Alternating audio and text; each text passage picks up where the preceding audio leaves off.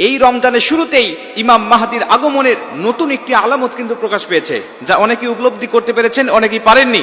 আমি আপনাদেরকে কয়েকটি হাদিস থেকে রেফারেন্স দিচ্ছি ইনশাআল্লাহ, যা শোনার পরে আপনিও আমার সাথে একমত হবেন যে ইমাম মাহদির আগমন অতি নিকটে চলে এসেছে। মনে রাখবেন, হাদিস শরীফের মধ্যে ইমাম মাহদির আগমনের সুনির্দিষ্ট কোনো দিন ক্ষণের কথা উল্লেখ না থাকলেও তিনি কবে আসবেন, কিভাবে আসবেন, এর কিছু আলামত কিন্তু আল্লাহ রাসূল আমাদেরকে জানিয়ে দিয়েছেন। আমি আপনাদেরকে কয়েকটি হাদিস বলছি, এই হাদিসগুলো একটু মনোযোগ দিয়ে শোনেন, তাহলে আপনারা বুঝতে পারবেন ইনশাআল্লাহ। আল্লাহ রাসূল সাল্লাল্লাহু আলাইহি ওয়াসাল্লাম বলেন, ইমাম মাহদি আগমনের পূর্বে প্রচুর পরিমাণ ভূমিকম্প হবে, পৃথিবীতে প্রচুর পরিমাণ ভূমিকম্প হবে, যা আমরা এবছর দেখতে পেয়েছি তুরস্কে, এরপরে বিভিন্ন জায়গায়, বাংলাদেশে, সিলেটে, আপনার ইন্দোনেশিয়ায়, বিভিন্ন জায়গায় ভূমিকম্পের কারণে লক্ষ লক্ষ মানুষ কিন্তু দুনিয়া থেকে বিদায় নিয়ে চলে গিয়েছে। হতে পারে এটাও একটি ইমাম মাহদির আগমনের আলামত, সেই ভূমিকম্প। 2 নম্বরে আল্লাহ রাসূল সাল্লাল্লাহু আলাইহি ওয়াসাল্লাম বলেন, ইমাম মাহদির আগমনের পূর্বে চাঁদ এমনভাবে উদয় হবে, প্রকাশিত হবে বড় হয়ে, যেন প্রথম দিনের চাঁদ দেখেই মানুষেরা বলতে থাকবে যে এটা তো 2 দিনের চাঁদ, এটা তো 3 দিনের চাঁদ, এরকম তারা মন্তব্য করতে থাকবে। আমরা দেখতে পেয়েছি এবছরের রমজানের চাঁদ দেখে অনেকেই বলেছেন যে এটা তো 2 দিনের চাঁদের মতো বড় চাঁদ মনে হচ্ছে, স্পষ্ট সবাই দেখতে পেয়েছেন ইনশাআল্লাহ। প্রিয় ভাইরা আমার, হতে পারে এটাও ইমাম মাহদির আগমনের একটি আলামত, তবে আমি সুনির্দিষ্ট করে বলতে পারতেছি না যে এই বছর ইমাম মাহদির আগমন হতে পারে, এটা কোনো মানুষের পক্ষে বলা সম্ভব নয়, কারণ একমাত্র আল্লাহ পাক জানেন। 3 নম্বর যে হাদিসটা, আল্লাহ রাসূল সাল্লাল্লাহু আলাইহি ওয়াসাল্লাম বলেন, রমজানের শুরুতে একটি তারকা, জুলফি তারকা উদয় হবে, জুলফি বিশিষ্ট তারকা উদয় হবে আকাশে, যা আমরা এবছর আমরা অনেকেই দেখতে পারলাম যে রমজানের 2 দিনের দিন শুক্রবারে দেখতে পারলাম যে আমরা একটি তারকা চাঁদের নিচে উদয় হয়েছে। অনেকেই বলছেন এটাই জুলফি তারকা, অনেকেই বলছেন না এটা শুক্র গ্রহ, তবে হতে পারে এটা জুলফি তারকা, হতে পারে এটা শুক্র গ্রহ। যদি হয়ে যায় তাহলে আমরা মনে করে নেই যে ইমাম মাহদির আগমন খুব নিকটে চলে এসেছে। অতএব আমাদেরকে এখনই পরিবর্তন হতে হবে, আমাদের আমলটাকে পরিবর্তন করতে হবে, আমাদের শিরিক বিদআত পাপ থেকে আমাদেরকে অবশ্যই ফিরে থাকতে হবে, আমাদেরকে আল্লাহর প্রতি রজ্জু হতে হবে।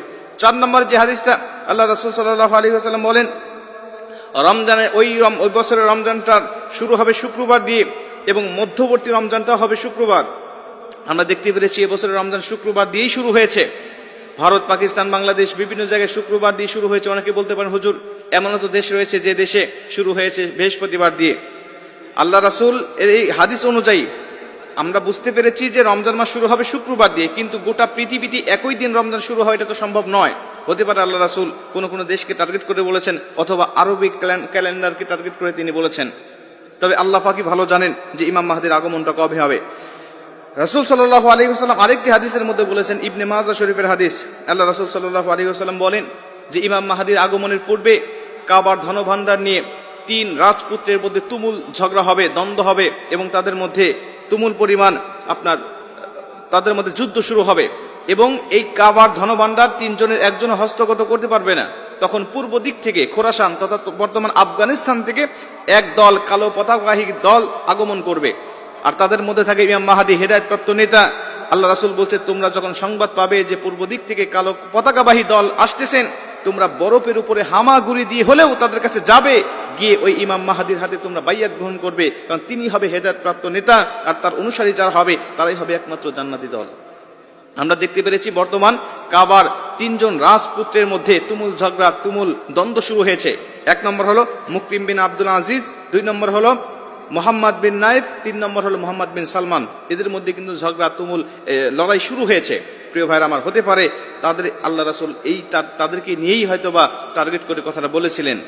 6 নম্বরে মুসলিম শরীফের একটি হাদিসের মধ্যে বর্ণনা করা হয়েছে, আল্লাহ রাসূল সাল্লাল্লাহু আলাইহি ওয়াসাল্লাম বলছেন, দাজ্জাল যখন আগমন করবে ঠিক সেই সময়ে একজন মুসলিম যুবক তার সামনে যাবেন, এবং যুবক যখন তাকে অস্বীকার করে বসবেন, তখন দাজ্জাল তাকে জান্নাতে নিক্ষেপ করবেন, এবং সে যেটাকে জাহান্নাম বলবে সেখানে তাকে আগমন করবেন, তাকে নিক্ষেপ করবেন, এবং যুবকটি জান্নাতে চলে যাবে।